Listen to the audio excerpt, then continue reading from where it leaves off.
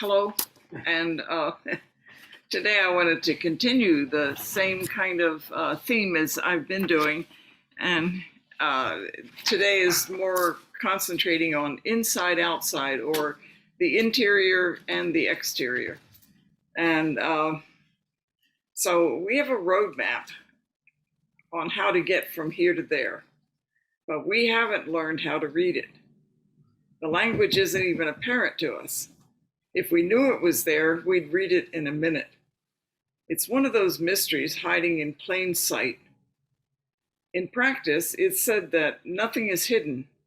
We wander for years looking for mysterious signs or wise words or clearly written orders to do this and that, or at least someone we can depend on to follow. In spite of that, we still end up coming up empty-handed. We feel the evanescence of life very keenly because we have loss in our life and we see loss in the world. But in spite of that, we still come up empty-handed, and we can't find any comfort in the implications of the evanescence or the short life we all face. We feel like a plant that has grown as far as it can in a small enclosure, and now we want real release into sun and air. So living in samsara shouldn't be this difficult. It doesn't have to be. That's because samsara is the language that can lead us to conscious union with our greater self, Buddha nature, or our true being. In the beginning, we come up from the soil like a little shoot of a vegetable or a flower. But we're so small we can't see any further than the space of another shoot next to us. So we struggle to get bigger, and eventually we can see better. We have become now a little plant, but we still can't see very far. So we have to continue to struggle every day to grow bigger. And some of us may want to quit at this time, but it's really in our nature to grow and flower and fruit. So we continue in spite of our reluctance. We don't know why we have to continue to grow, since as a strong young shoot or plant, we feel complete already. Our roots are not visible, but we're surrounded by so many other green shoots that we feel we understand everything we know already. We'd rather not consider what might happen if the water stopped, if the sun didn't shine, if the nights were colder, or something began to eat away at our tiny little buds. Self-reflection is not our strong point yet. Now, we're not plants growing in the soil, but we are young in practice, and the world is only apparent to us as much as we can see or hear past the next person. And everything else we gather is from secondhand knowledge. All the newspapers we read, the reports that come out, the TV we watch, the radio we listen to, all of it gossip from our friends, all are secondhand knowledge. Yet we feel we understand the world because of it. We don't even question what we begin to assume from all of the secondhand knowledge that we've already piled up inside.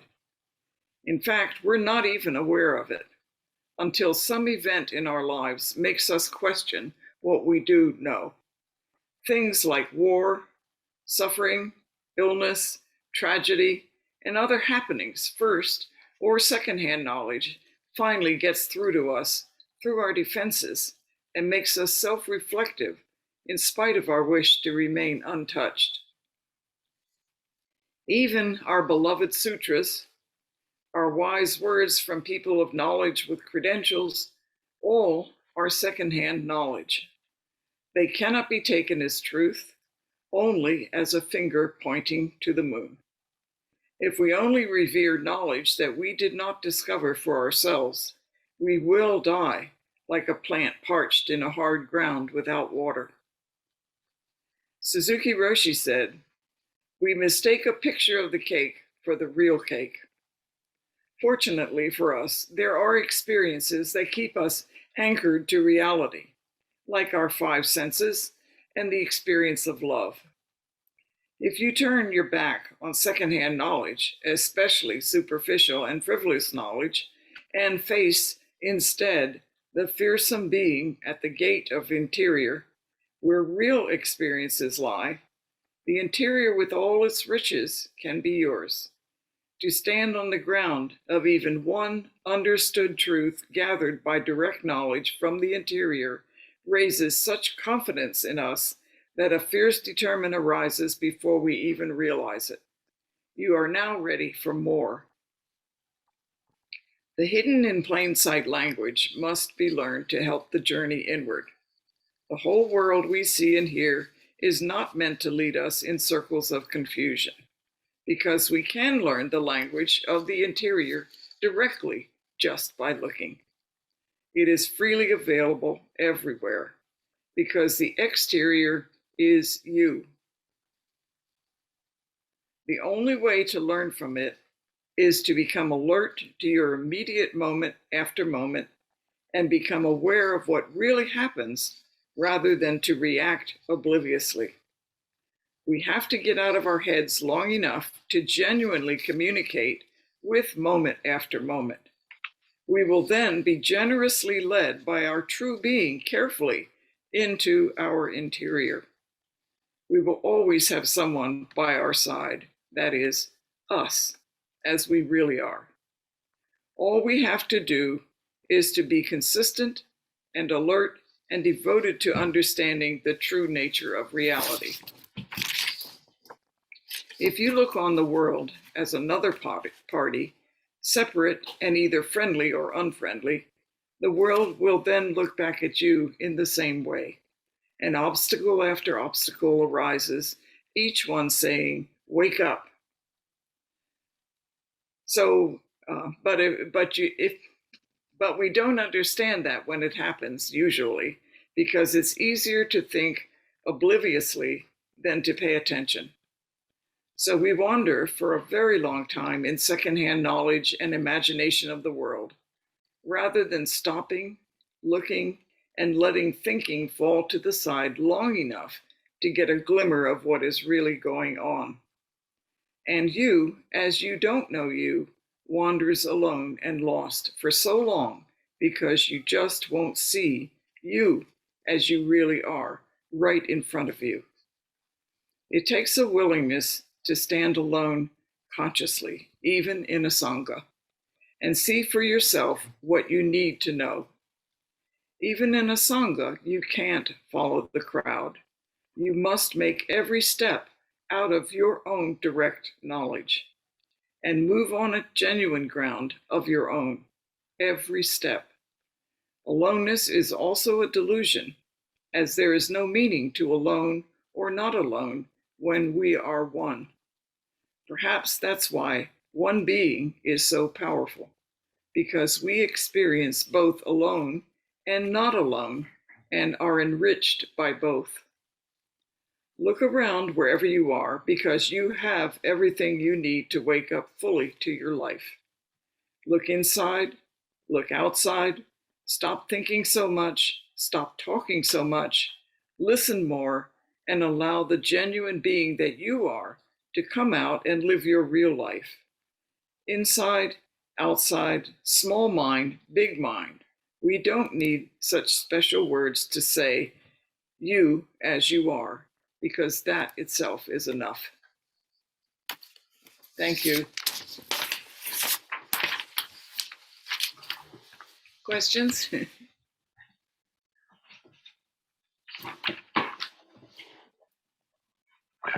Here's Peter. Good. His toe caught down there. Here we go. All right. Oh, I guess I get my mask off too. Oh, free at last. Do you have any questions? Any questions? Any questions? Or comments? Or comments. Okay, comments too. Additions? Yes. Yeah. Sandy?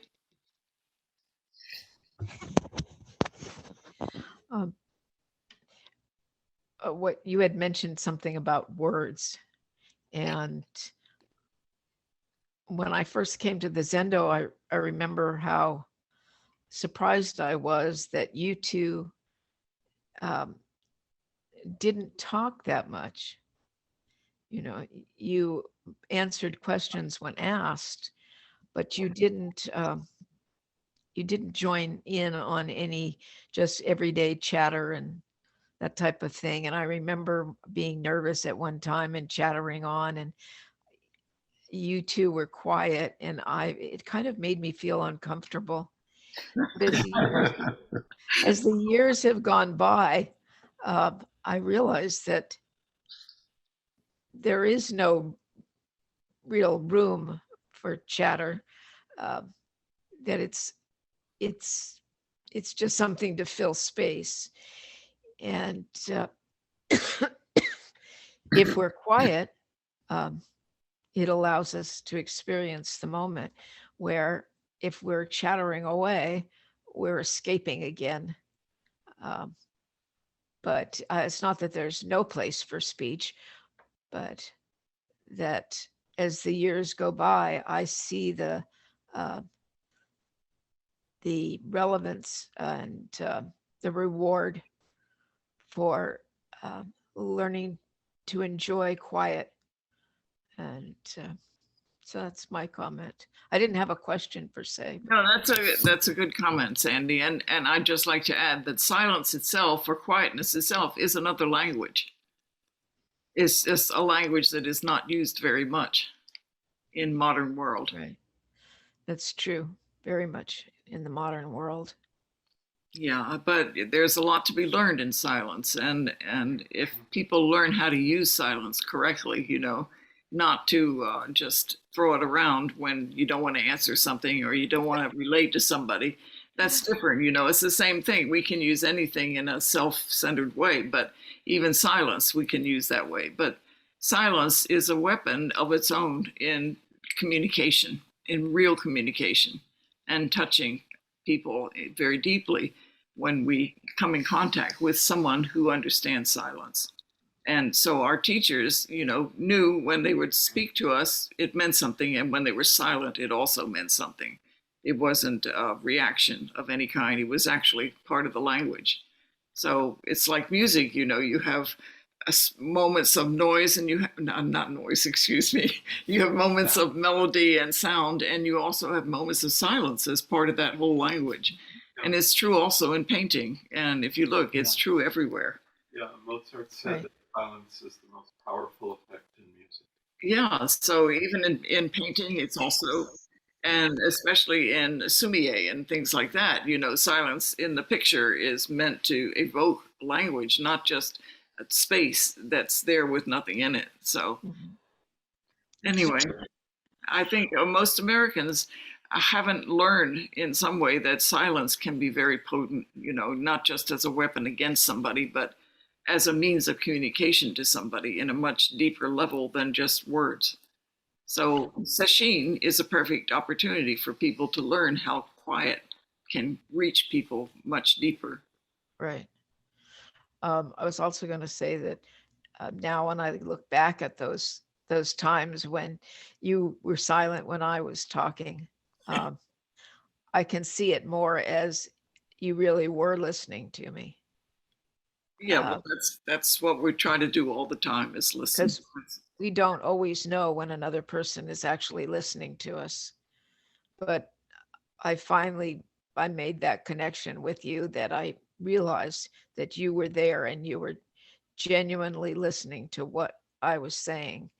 And that in itself, that bit of acceptance and knowing that you were actually caring about me to listen to me was a very warm and welcoming part of the Zendo that I really appreciated and has kept me here all these years. So thank you. Oh, you're welcome. Actually, I find that the more people stay and practice, the more silent they do become, and the more they relate to each other in a more silent way. And that's why people can come to a sesshin or a zazenkai and appreciate what it means to just be with other people and not have to do any of the social norms and yet still communicate completely. Yeah, I remember when we had sashins in the past where we actually cooked meals and all that. And the idea was to be silent. Mhm. And it was amazing how much one could speak to another in silence when we had things we were doing, like cooking or, preparing tea. Yeah. We didn't need a lot of words to get along, to get everything accomplished. Well, just think how strong the gasho is and what it Mhm. says, how much it can say. And so in Tassajara, say, if you're there for like a week or so, you begin to just relate to people with a gasho. You just drop words after a while because the whole silence of the place lends itself to it. And so you begin to just relate to people with a gasho. And that's as simple and strong a relationship as any other relationship with words. So Right. It's an acknowledgement of them. yeah, it's not only an acknowledgement, it's a salute. It's a hope you're well, hope everything is good in your life, may you be blessed in your life, etc. It's everything. So yeah. Any other questions? Yeah, Joel. Uh, yeah, wonderful. Ooh. Sound off. Uh, You all know Joel, right? He's from Santa Barbara. Hi everyone, good to see you.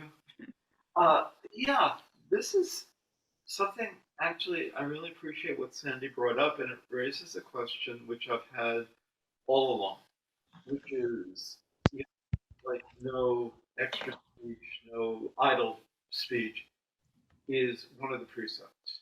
Yeah. And that has always baffled me in a way because while idle speech has all the problems you mentioned, it's not exactly lying, it's not exactly harsh speech.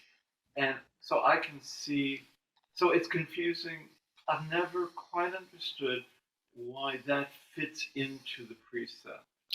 It doesn't actually. I don't think that actually is a precept, but the It is. implication is there not to waste words. And the idea, I think, is so that you will listen more. Oh, well, yes. listen Because more. listening is not a thing that people naturally come to, I think. No, It's something and- they have to learn to do is to actually listen to another person or listen to what your own words are, listen to what you yourself are saying. Absolutely. I mean, it's the activity of Avalokiteshvara. Yes. But I do think it's a precept. We can look it up sometime. Oh, well, you're probably right. You studied it more, I think. Well, I don't know. I don't know if I studied it so much was confused by it. Not that it's real problematic. That's clear. No problem. But it is a precept. There's no idle talk or something like that. It's one of the precepts. What was it? No, But that's no gossiping. yeah, no gossiping no, or that's- no praising of yourself. Don't gossip about other people. In other words, use your words to empower people, not to disempower people. Wouldn't that be harsh speech? Well, harsh speech, if it's done by a teacher for a reason, Oh, yeah. would not be a break in the precepts.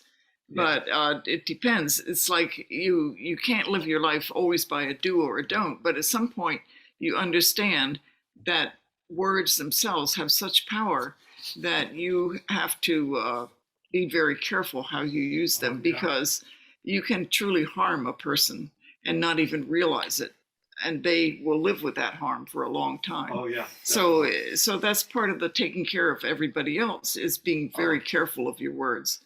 That's true. And also, but it's more than that. It's teaching what silence means.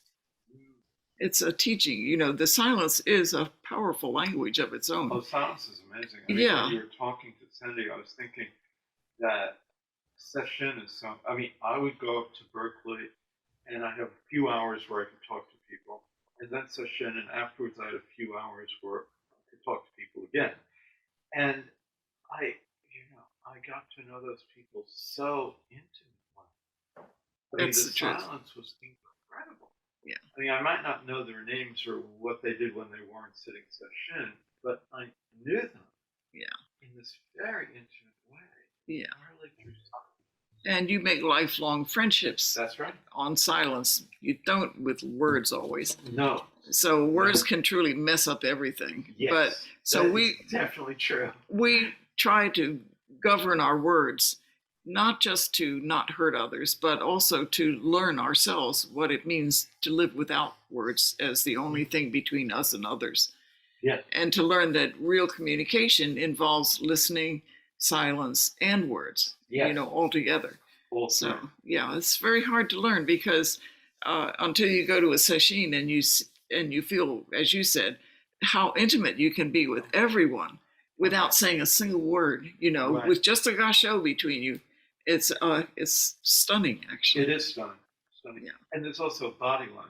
Body You language. bow with other people, you bow to other people. Like the Yeah, you bow, possibility. you gasho, you bow, and that covers everything. It does. And otherwise, you'd have to write like a 2-page paragraph, I think you have to write War and Peace or something. a war piece. To say everything. you Yeah, say to in say one the same thing as a gasho and a That's bow, right. you'd have to write War and Peace. Thank That's you. it. You're welcome. That's well said, Joel. Anytime. Okay. Anybody else?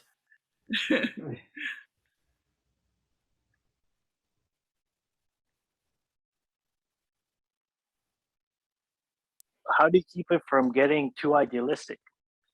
How do Because you? I've seen people that like one thing that comes to mind is going to this thing one time, and I knew someone. I didn't know them, but I spoke to them right at a Buddhist place, like a book reading thing, and the following week I saw them on the street, and they passed me by holding their Roxu, and just passed like they didn't know me, and I just thought it was strange.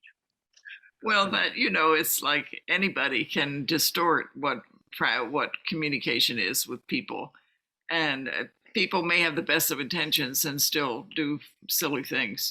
So it's hard to say without knowing what actually was there, but still. You can't really know what they were thinking, and perhaps they were feeling nothing but goodwill towards you when they walked by you and said, "Let's spare him the words." So I think probably that it's not, the idea is not to separate people or not even to encourage games among people, which when we get idealistic is so easy to get into, but we don't have to. The whole thing is to form direct knowledge in the world by your own understanding and by your own meeting of the world without thinking all the time, without thinking and imagining the world. So when you meet people and just gasho, you are meeting a person very directly if you're not like thinking, well, what color sweater that person's wearing. And if you're just meeting them and you accept their gasho and they accept yours, that's as direct as you can be. And you don't have to think about anything further than that. And that is a very intimate connection right away with people, and not just with people, with your immediate reality. So more and more, as you do this, little by little, with every moment that you meet another person or a situation with the same gasho and acceptance as you would do another person. If you meet everything like that with a direct connection, I think you'll start going inward in a way that you don't really expect.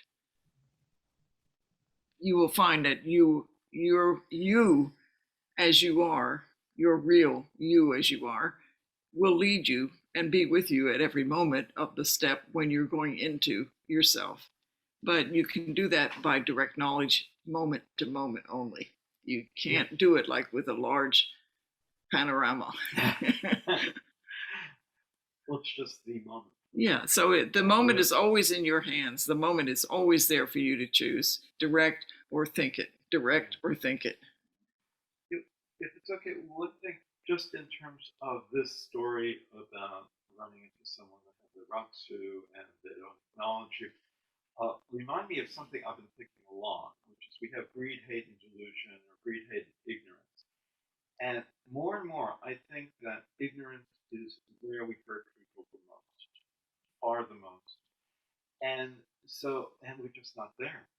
And so, that you could take that, you have a problem with that. Naturally, I would. But probably the person was just so preoccupied with their own thoughts that they didn't know anything. Didn't even connect. Yeah, they just weren't connected. Maybe that's ignorance. Yeah, did you hear that, Joe? No, what was that? He was just talking to you just then. He said that maybe the people who were walking by were not ignoring you. Maybe they were so lost in their own thoughts they didn't even notice you. That maybe they were just unconnected so thoroughly they didn't really even see you. No, they saw me. They saw me. That's Well, maybe they were ignorantly seeing you. Which famous teacher was that, Joe?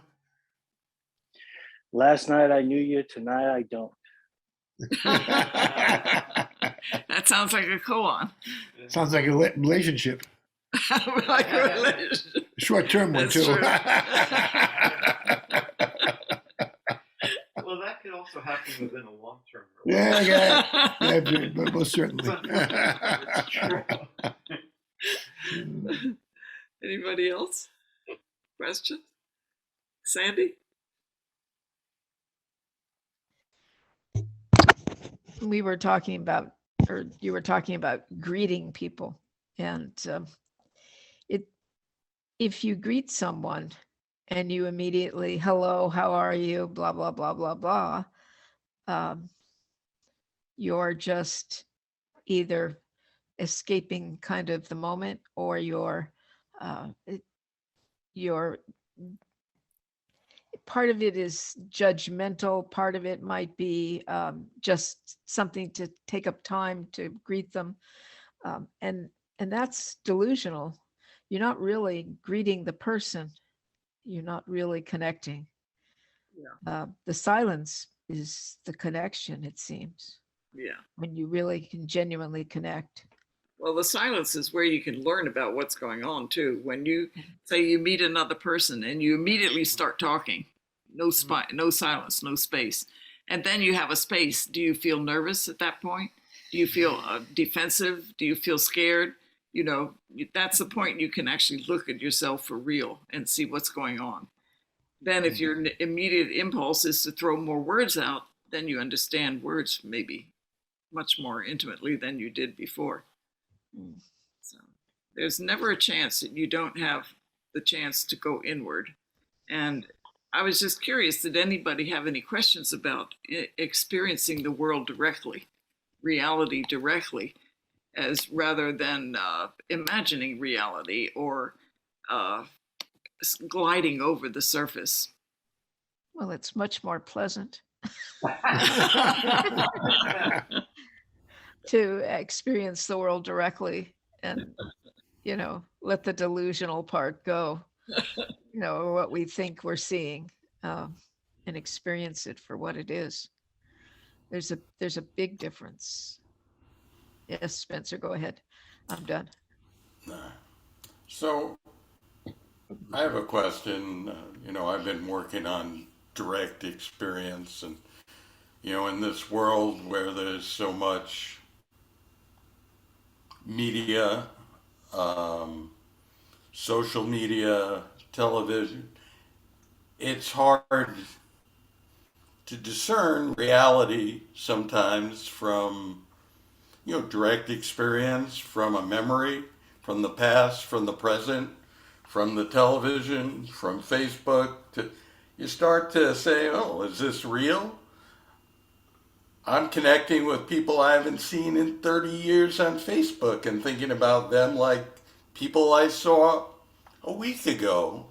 Is that real? I mean, all of this distorts reality. Is it my experience of this person, a memory of this person, any different than fantasy? Is it any different than television? All these projections. What's real?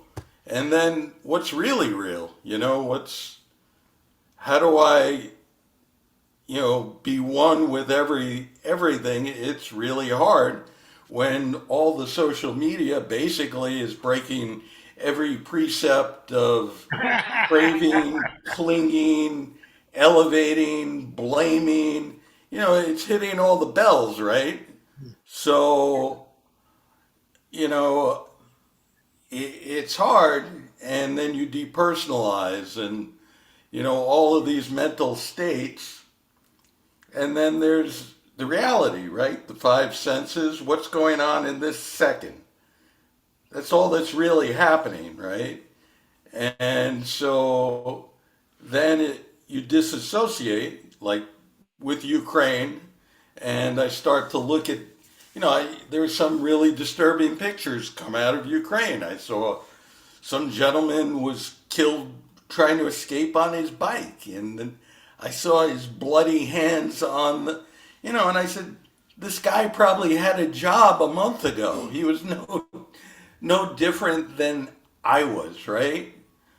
But then again, I'm trying to relate to him. It's not so real. It's media, right? And I start to think, well, he's the same as me, right? And I start to think my practice, and I think about Thich Nhat Hanh's poem, Call Me By My True Names.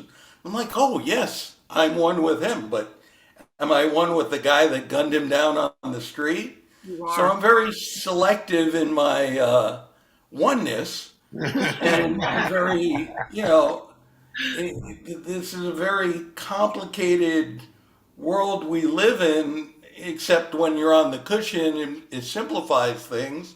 But when you're not, I think the complexities and confusion of life and reality are really hard for me, but I could only imagine what it's like growing up into this.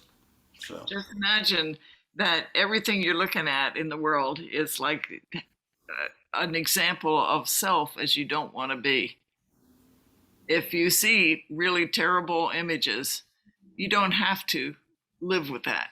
You can see it and understand it and know where it's coming from, but you don't have to take the whole world into your own lap.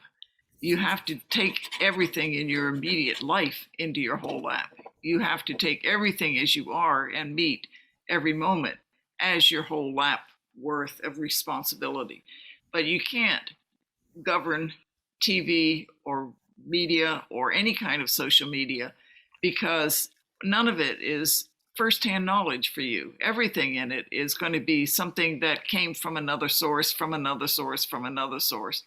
And you, in this practice, want to touch reality exactly from you to the it. You don't want to have anything in between you, not social media, not news, not memory, not plans, nothing, not even yourself. You want to just directly touch it like a live wire almost.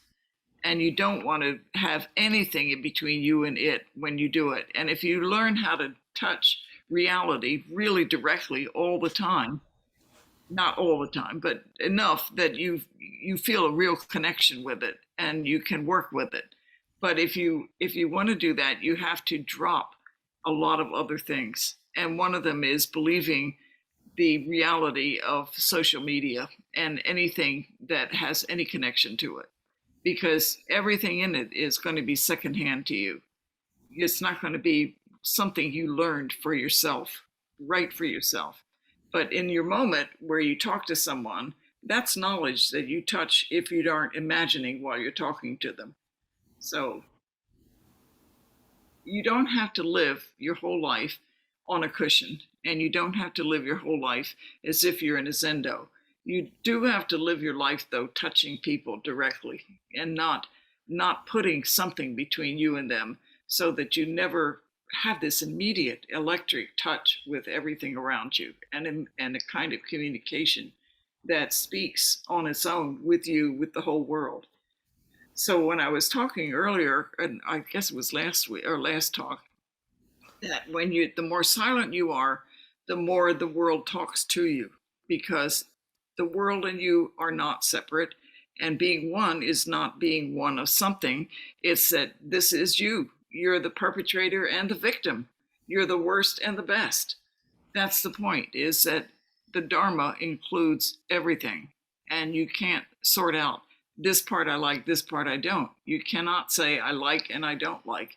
You have to literally open your whole heart and take it all in. Because if you don't understand the suffering that is causing all of this horrible stuff, then no matter what you do, you'll always just perpetrate the same ego-driven activity. So the minute you understand the ignorance, as Sandy mentioned, it's true ignorance that causes this step into horrible acts. Then if you don't really understand that, you can never actually help that. I can't see it when I'm talking to him. Oh, okay. Got it. That's a true use.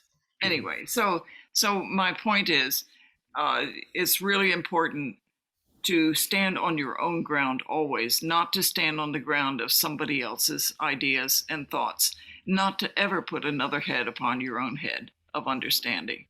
And that means always get your knowledge directly. Don't get it from somebody else, from some other source.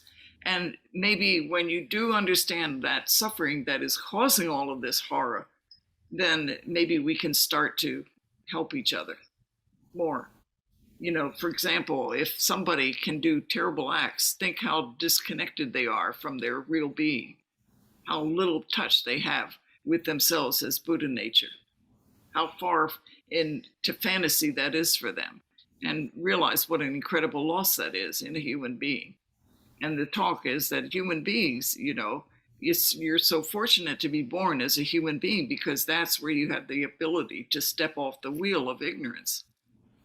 So just never take secondhand knowledge as real knowledge. Understand what it is and use it if you must, but don't substitute it for the real thing. It's like Suzuki Roshi's picture of a cake is not the real cake. Thank you, Jane. You're welcome. If you have any questions, please throw them at me.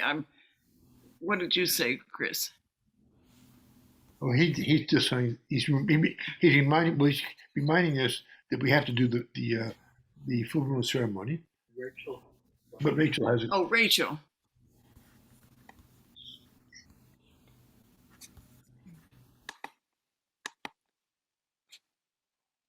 Can certain secondhand expression or knowledge, art or music, poetry, even a headline, I suppose, instead of being an answer or a dead weight, be a connection? Yes, definitely. I don't think of art or anything that you named as being secondhand, because I think poetry and music and art and all forms of things that come from the heart like that are speaking directly to people and have the ability to put that directness within words and within sound and within motion. So yeah, there are forms of art, I think, that speak directly no matter who it's to. And that's why people can be so moved by them and change their whole life based on a poem. It's sort of like they often ask questions instead of giving answers. Could be, and that's very good for people, isn't it? To have yourself shaken up by something can really make you think twice. I mean, I had a painting that really stunned me when I was like 21. I saw in a museum, and it really made a difference in my life later because I could never shake the image that I had had when I first saw it. And so it changed all kinds of things about how I thought about life at that point. It like opened up a window into a mystery which I did not understand. So things like that can speak to us directly. It's not saying that everything that you immediately grasp yourself is the only direct. Direct things can come at you, and that's what I meant by the more silent you are, the more the world speaks back to you and tells you things and wakes you up. Because what Spencer was referring to, the counterpoint of there can be a photograph, a black and white photograph, Yeah. that can be something transformative. Yeah. Yes. And that same photograph, you know, someone could see next to a headline in a paper. I mean, it's. Yeah. And look right through it. Yeah. It's true. I'm not trying to say that there are only certain ways that direct experience happens. They're as different as everybody listening is different. So it's whatever touches you to the point where you change something, your perspective or your understanding or your desire to do differently. I think all of that is direct knowledge. And that, for me, is how the world speaks back to you all the time if you're paying attention. Thank you.